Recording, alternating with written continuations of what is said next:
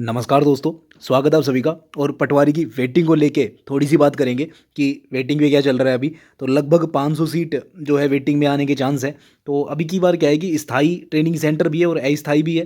मतलब मोस्टली हर एक डिस्ट्रिक्ट में ट्रेनिंग सेंटर बनाए गए हैं, तो वहाँ से 10-12 सीट का आंकड़ा आ रहा था। तो वही 500 के आसपास लगभग पोस्ट बन रही है, थोड़ा बहुत प्लस माइनस हो सकता है। काफ़ी लोगों ने एक्सटेंशन भी लिया है इसके अंदर, जो अपने रेगुलर कोर्स कर रहे हैं उनके अंदर फाइनल ईयर में जो है उनको मिल गया है। बाकी देखो दोस्तों, मैं थोड़ा सा शुरुआत करूंगा कि अभी कुछ दिन पहले एक रिजल्ट आया था रेवेन्यू का, मतलब पटवारी का ही अपना रिजल्ट आया था 29 सितंबर को एक लिस्ट आती है जिसके अंदर 94 स्टूडेंट्स का नाम आता है।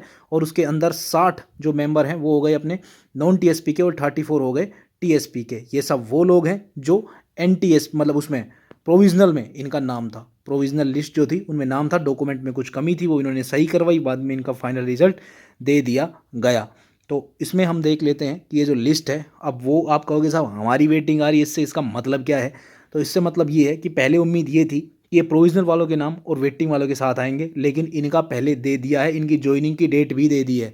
ये आप देख सकते हो, रेवेन्यू बोर्ड ने 29 सितंबर को लिस्ट भेज दी है अपने सेटलमेंट, कोलोनाइजेशन और रेवेन्यू वाले 3 पदों पे, 3 उसमें डिपार्टमेंट में। ये पटवारी की जो लिस्ट है उसमें मैं आपको जो काम की चीज़ें बता देता हूँ दोस्तों। इन लोगों को टाइम दिया है, कितना देख रहे हो आप, फास्ट काम आने के बाद तो 7 अक्टूबर तक इनको अपने डॉक्यूमेंट्स चेक कराने हैं। एक बार तो आपके जैसे हो जाते हैं, उसके बाद वापस से डॉक्यूमेंट्स चेक होते हैं जिसके अंदर पुलिस का जो वेरिफिकेशन है वो होता है, प्लस में मेडिकल आपका हो गया और ओरिजिनल डॉक्यूमेंट्स आप साथ लेके जाते हो। उससे फिर आपको वो ज्वाइनिंग ऑर्डर एक दे देते हैं और आपको जाना रहता है। कब से इनको जाना है? 10 अक्टूबर से इनको जाना रहेगा कंटिन्यू, ठीक है।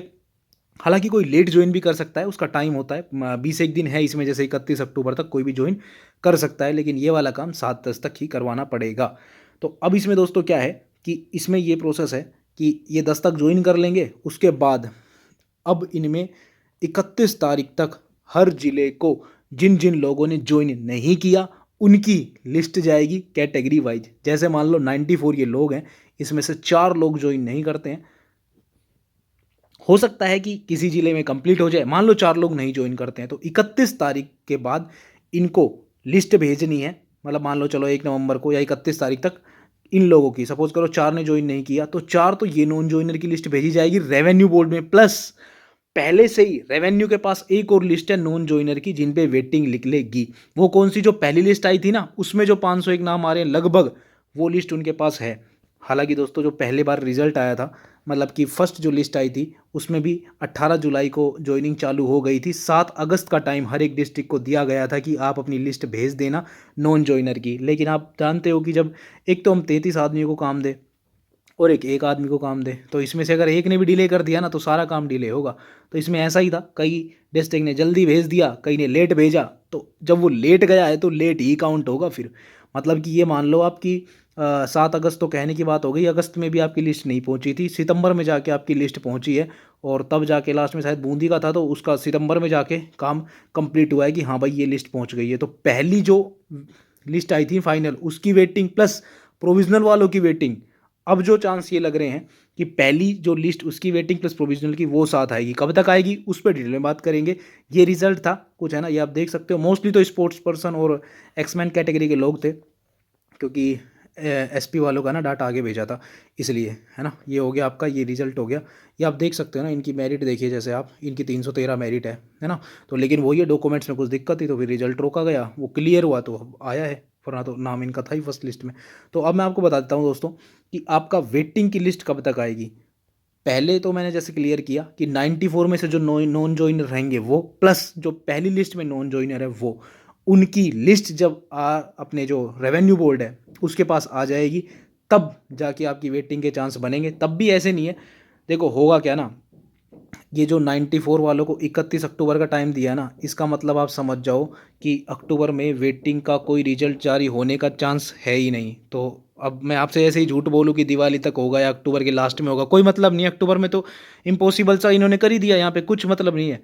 अब नवंबर के अंदर, वो भी लास्ट में, क्या पता, हाँ क्या पता हो जाए नवंबर के लास्ट में या दिसंबर में, यही तो बोलेंगे हम। लेकिन इसका भी मैं थोड़ा सा भ्रम सही करने की आपका कोशिश करूँगा कि दिसंबर में भी चांस नहीं है, जनवरी में ही देंगे। वो देखते हैं कैसे क्या चांसेस, जस्ट एक आइडिया है, अनुमान है।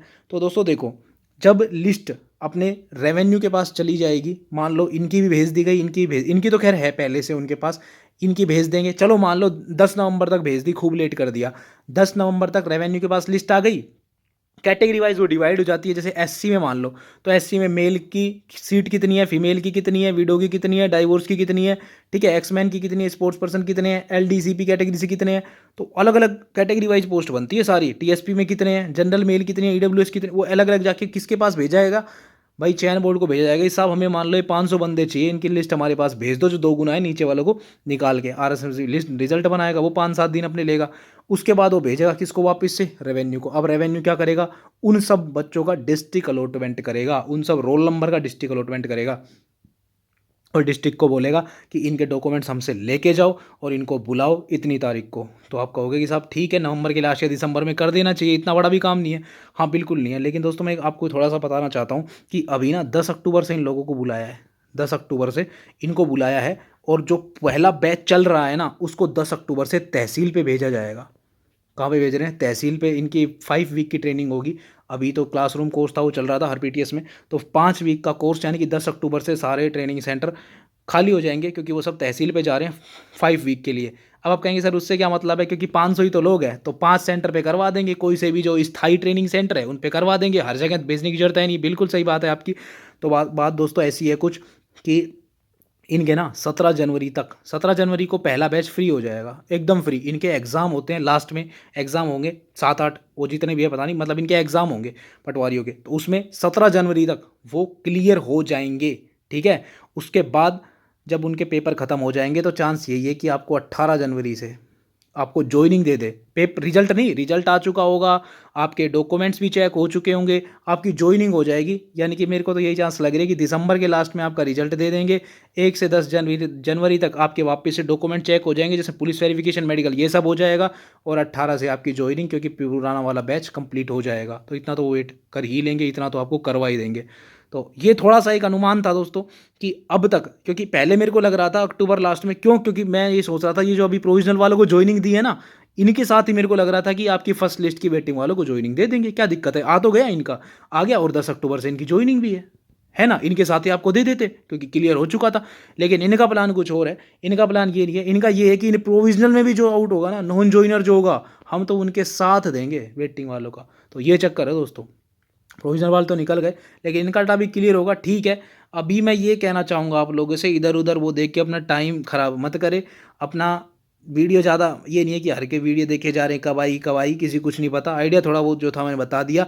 पेपर जो आ रहे हैं अभी, आपका एक सीईटी का पेपर होगा, तैयारी पूरी है ही, आपको थोड़ा सा पढ़ के दे दो यार उसको, उसमें भी 3-4 वैकेंसी आ रही है, इससे ऊपर वाली भी आ रही है, उसमें जूनियर अकाउंटेंट वाली, टीआरए वाली इसी में इंक्लूड है, 3600, और एक उसमें ज़्यादा ग्रेड पे वाली भी है। तो वो पेपर तो दे लो, क्या दिक्कत आ रही है। 6, 7, 8, 9 जनवरी को उसका पेपर है एग्जाम का। सीटी पे बात करेंगे, थोड़े से आपके डाउट आ रहे थे, तो वो दो आराम से, मतलब तैयारी करते रहो। मैं ये कहना चाह रहा हूँ कि ऐसा नहीं है कि एक चीज़ को लेकर अपन बहुत ज़्यादा वो करें, लग तो आपकी जाएगी, वेटिंग में कई लोग आने वाले हैं, ये तो श्योर है ना। पढ़ते रहो, क्या दिक्कत है यार, थोड़ा बहुत अपना लेवल ही तो इम्प्रूवमेंट होगा, उससे कोई नुकसान तो है नहीं, ये मैं कहना चाह रहा हूँ। बाकी टेंशन मत लो, सारे काम हो जाएंगे, डील डन है यार। और ये टेलीग्राम चैनल पे अपने कनेक्ट हो जाना, वहाँ मैं पीडीएफ शेयर करता हूँ, कई बार टाइम नहीं होता तो वीडियो में आने में थोड़ा सा देरी हो जाती है। बाकी यार मस्त रहो, व्यस्त रहो, ठीक है। मिलते हैं फिर आपसे नई वीडियो में नए अपडेट के साथ, तब तक के लिए धन्यवाद।